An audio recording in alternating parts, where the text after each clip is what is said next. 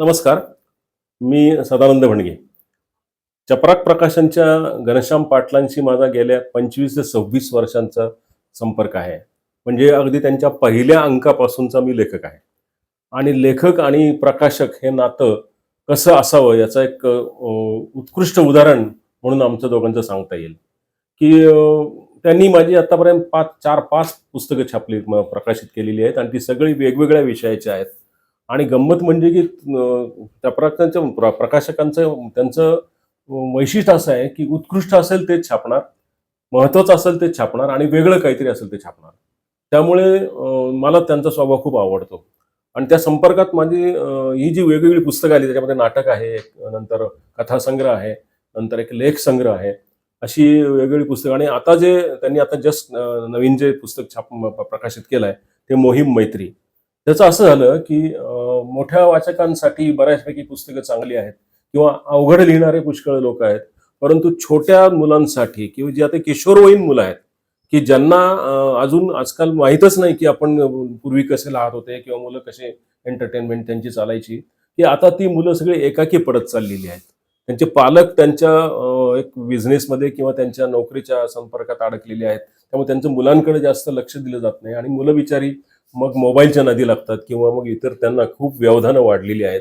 अशा परिस्थितीत हा मोठा एक प्रश्न निर्माण झालेला आहे पालकांपुढे, की या मुलांना डेव्हलप कसं करायचं किंवा या मुलांना चांगल्या मार्गावर कसं आणायचं. तर त्यासाठी लेखक वर्गांनी जागरूक होण्याची आवश्यकता आहे. म्हणून आमचं दोघांची एकदा चर्चा झाली, की आपण मुलांसाठी आपण काहीतरी लिहू. मुलांसाठी म्हणण्यापेक्षा किशोरवयीन मुलांची, की जी थोडीशी वयात येत आहेत, परंतु त्यांना अजून काहीच कल्पना नाही, की मैत्री म्हणजे काय? एकमेकांना सांभाळणं म्हणजे काय?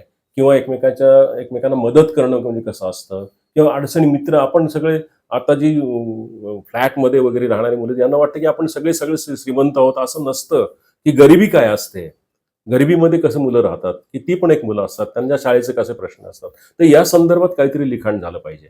म्हणून मग ती प्रथम जी कादंबरी आली मोहीम मैत्री, त्याच्यामध्ये असंच दाखवलं की ती एका गरीब मुलगा आहे, की त्याला बिचारा तो तो पण त्यांचा मित्रच आहे, पण तो सांगत नाही की माझ्या घरी आज मला जेवायला अन्न नाहीये किंवा माझ्या वडिलांची नोकरी गेलेली. अशा वेळी ती छोटी-छोटी मुलं कशी मदत करतात? आई-वडिलांना पण तो इतके स्वाभिमानी मुलगा आहे, की तो असं म्हणत नाही, की मला पैसे की तो कोणाचे पैसे स्वीकारणार नाही. मग ही मुलं-मुलं कसं ठरवतात, काय करतात, की त्यांचे कोणाला नाच आवडतं, कोणाला आणखीन काय आवडतं, कोणाला वेगवेगळं आवडतं. मग ते त्यांना कसं ठरवतात, ती कशी मदत करतात. यावर एक सुरेख कादंबरी निर्माण झाली आणि मग ती चपराक प्रकाशननी प्रकाशित केली, की ती मोहीम मैत्री. तर या मोहीम मैत्रीमुळे काय होईल, साधारणपणे मुलांना कळेल, की एकमेकांना मदत करणं म्हणजे काय, की एकमेकांना आपण एकमेकांना सहाय्य कसं केलं पाहिजे, की आपलेही काही गरीब मुलं असतात, आपल्या वर्गातही काही गरीब मित्र असतात. आणि दुसरी गोष्ट म्हणजे त्यांना वाचनाची सवय लागेल.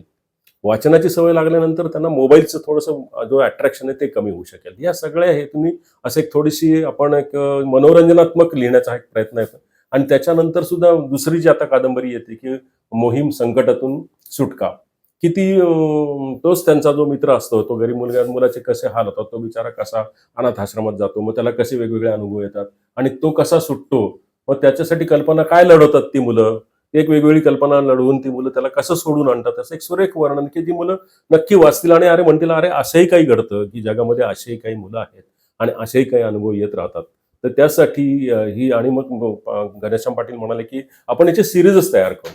आणि मग माझ्या अनेक अनेक जी मुलांपुढे जे प्रश्न आहेत, की जी मुलं एकाकी पडली आहेत, की त्यांना मैत्रीची आवश्यकता आहे, की त्यांना कोणाची तरी प्रेमाची आवश्यकता म्हणजे आपण म्हणतो काय, की प्रेमळपणाचे कोणाची पाठीवर थापायची आवश्यकता आहे. पूर्वीच्या काळी कसं होतं, की शिक्षक मंडळी होती, की जी आपल्याशी शिक्षक आम्हाला मारायची पण काही वाटायचं नाही. पण आता तर असं झालेलं नाहीये, की शिक्षकांना मुलांना मारायचं पण भीती वाटते. मग ते मुलं अजून काहीतरी वेगळ्या स्वभावाची होत जातात. तर ह्या सगळ्या गोष्टीतून त्यांना बाहेर काढण्यासाठी आमचा एक छोटासा प्रयत्न आहे, की त्याच्यामध्ये एक सीरीज तयार करायची, की मुलांना थोडं-थोडं अनुभव देऊन, की ती मैत्रीचा अनुभव कसा असतो आणि एकमेकांना मदत करण्याने काय-काय फायदा होतो. तर यासाठी चपराक प्रकाशन खूप ते मदत करतायत आणि त्यांनी लहान मुलांची पुस्तकं काढली आहेत, त्यांनी मोठ्या मुलांची पुस्तकं काढली आहेत आणि त्यांनी आपल्या प्रौढ बुद्ध यांच्यासाठी पण ती पुस्तकं त्यांची पुस्तकं सगळीच चांगली जातात, काही प्रश्नच नाही. कारण त्याच्यामध्ये त्यांचा एक दृष्टिकोन आहे. तर अशा दृष्टीने ही पुस्तकं आता ते काढतायत आणि त्यांचं खूप चांगलं स्वागत होणार आहे. पहिल्या पुस्तकाचं चांगलं स्वागत झालेलंच आहे. परंतु ही पुस्तकं तुम्ही वाचावीत आणि सर्व दूर पसरवलं, की आपल्या प्रत्येक पालकांनी हे पुस्तक विकत घ्यावं. कारण काय, की ते त्या वयातल्या मुलांनी वाचलं पाहिजे, आपल्या मित्रांना दिलं पाहिजे आणि वाचून त्यांना मुलांना त्यांची आवड निर्माण केली पाहिजे. त्याच्यामधून 3 फायदे होतील.